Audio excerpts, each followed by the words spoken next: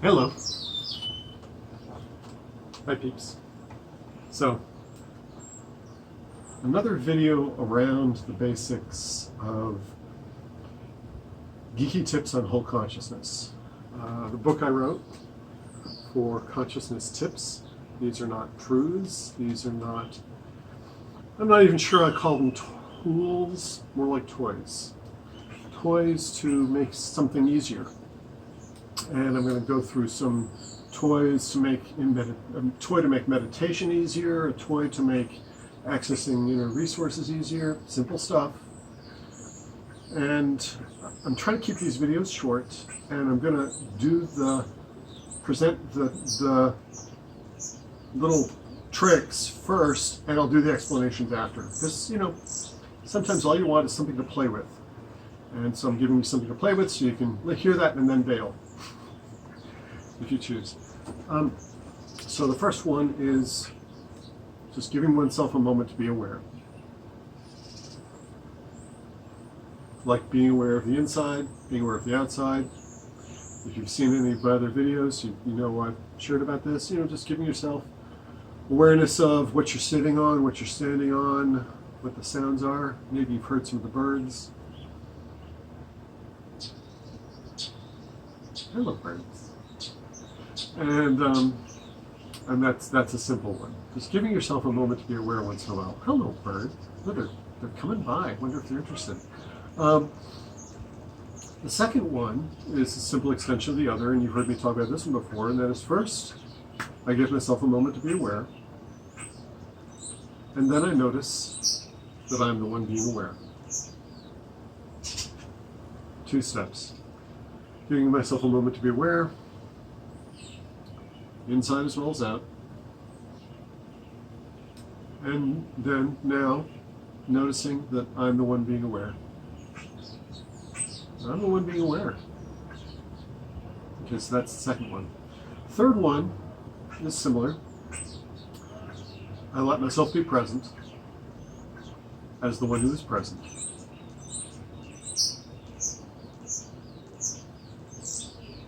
And the fourth one, and this is something I probably haven't talked about much yet, and that is I let myself be present as the one who is presence. Each of these things has advantages and distinct advantages, and I'm going to share about that now. So, Geeky Tips for Whole Consciousness, the book, it's free ebook at this point. You can Google it, you can find it, it's in a Facebook group. It's a free download, it's a PDF. And it's not intended to be everything for everybody. To some extent, it's for geeks. Like I certainly still in my life, I have moments where I'm a geek. I'm what I guess I would call a cerebral introvert. And tailor-made for stay at home. Cerebral introvert. I do like having people around, and I could use more of that, but I definitely thrive on being alone sometimes. And it's a cerebral introvert, so if I share something and it doesn't work for you, it could be because you're not a cerebral introvert.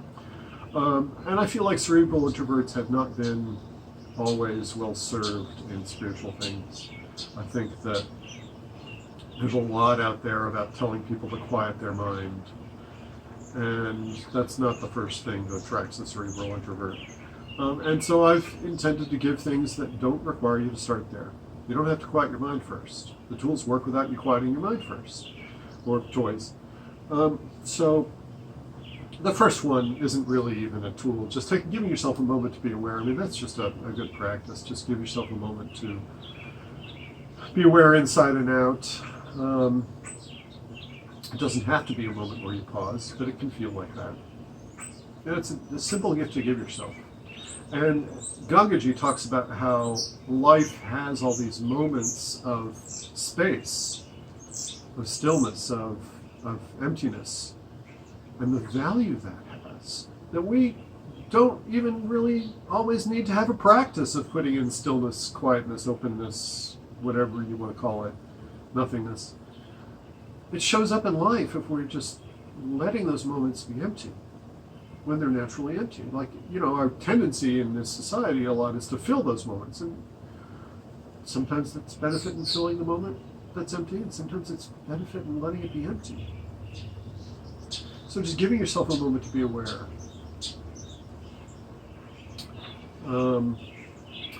The second one is the beginning of what I would call relocating identity. This has been called 1,000 things. I'm not making this up. Changing where you have your identity in this moment anyway. Like, we have our identity over time. We have all these things we identify with and we are about, and long-term intentions and patterns and things that we think of as who we are over time. There's also simply who you are right now. Who I am right now, who I'm choosing to be, could be, if I'm giving myself a moment to be aware, then in this moment, who I am is the one being aware. That's at least part of who I am right now. I'm the one being aware.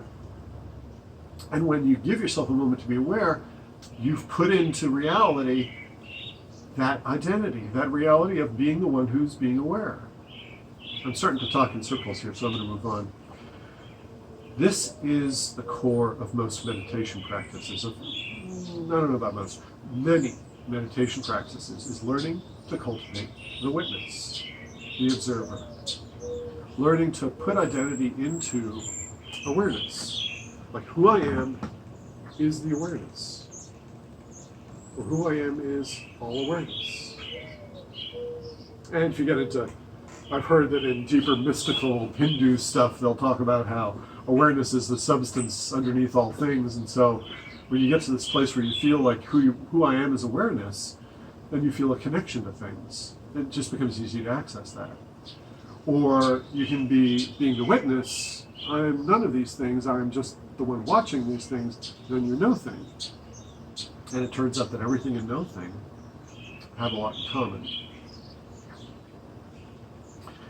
So, giving myself a moment to be aware and then noticing who I am as the one being aware is a cheat.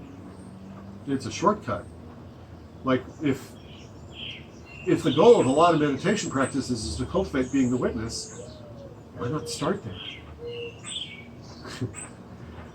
And when you start there, when you start with giving myself a moment to be aware, and now letting myself notice that who I am is the one being aware,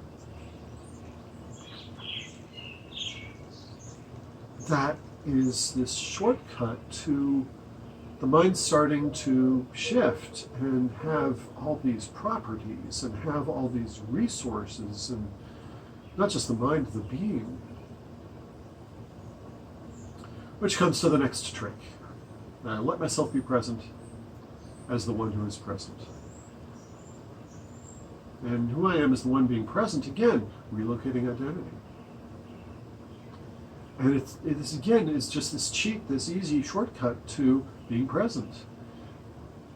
By letting myself be present as the one who is present. And what's implicit here, what I'm not actually saying, is that identity automates. When I see something as who I am, just for now, like this is who I am right now, at least part of who I am right now is the one being present. And then it takes a bunch of my psychology and locates it in this one spot. It locates it in the one being present. A lot of my tools, a lot of my mind, my emotions get located in the one being present.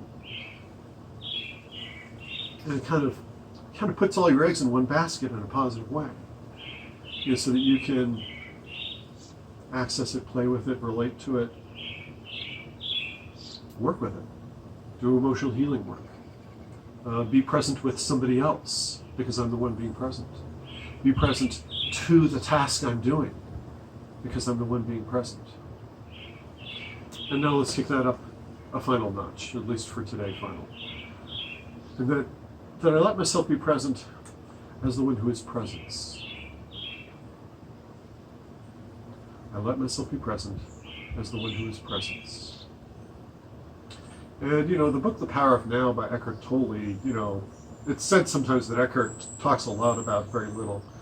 And it's for good reason, well, not reason, for good value that he does that, because he's talking about things that have such power. Presence, soul, energy body, being.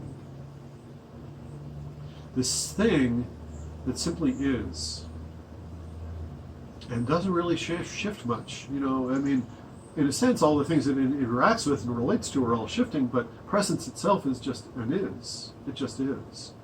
It's here. And so it's, in a sense, this unchangeable thing amongst all the changeable things. But within it, I mean, Eckhart talks about how love, joy, and peace are qualities of presence, qualities of being. And that all our resourcefulness is accessible in this moment, in this beingness. And that's what I'm really inviting you to play with. It's not just the toy, but the playground. Because when I let myself be present as the one who is presence, I gain access to an entire playground of resources, of being here, like just the thing that is this unchangeable presence, or being with. Like when my presence is being with your presence, there's this palpable sense of kind of knowing each other, kind of getting each other. It doesn't even have to be understood.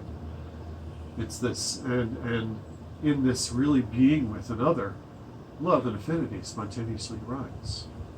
There's whole workshops done around that. The landmark work, I highly recommend the workshop that Landmark Education offers called CAP, Communication, Access to Power. It's really all about being with.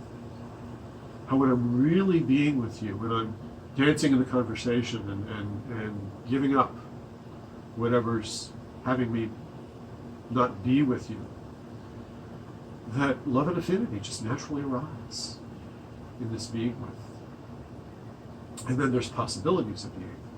These inspiring possibilities, the possibility of being creative. Anybody ever feel inspired to be creative? Anybody ever feel inspired to be loving? Right here, right now. Being loving. Does that feel like an inspiring possibility? Would you like to be loving? Or being connected? Sometimes people just sense the natural sense of connectedness that's here. Well, it is naturally here, and it's also something you can bring. You can stand in the possibility of being connected as an inspiring possibility for yourself. Like, I'm inspired to be connected. And then you're bringing it. You can have it because it's already here, or you can bring it. It goes both ways. So these possibilities of being that are both inspiring and in some sense already here, these are one of the properties of beingness. Inspiring possibility, loving relatedness, present presence. These are possibilities that are inspiring, and they're resourcefulness of beingness, of being present as the one who is presence. And I said 4 things, but I'm going to toss a 5th one at you, something to play with. Just give yourself this experience sometime. Try on feeling the answer to a question. Like, instead of asking yourself a question and thinking about, okay, what's the answer here? You know, thinking is wonderful and valuable. I'm not saying take that away. You should absolutely play with thinking. And you can play with feeling the answer to the question, like, how does the answer to this question feel? And the question is, how deep does presence go? Like, feeling, what if I let myself be present as the one who is presence, and now I feel, how deep does it feel that presence goes? How, this presence that's here, how much depth do I feel in it? How, if I feel how deep it goes, how deeply do I feel? How deep does presence go? And believe me, if you tune into the answer to that question, how deep does presence go, you can dissolve anything in that depth of presence. You can have all experiences witnessed, or you can have experiences dissolving. Because that depth of presence, when I feel how deep does presence go, it can be more powerful than any other experience if you choose to focus there. If you choose to dissolve, or if you choose to tune in, you choose to relate, you choose to engage, you choose to immerse. Any of those things are available in How Deep Does Presence Go? And so is dissolving. Enough for today, beloveds. Hope you're having fun. Hope you're playing with some tools or toys.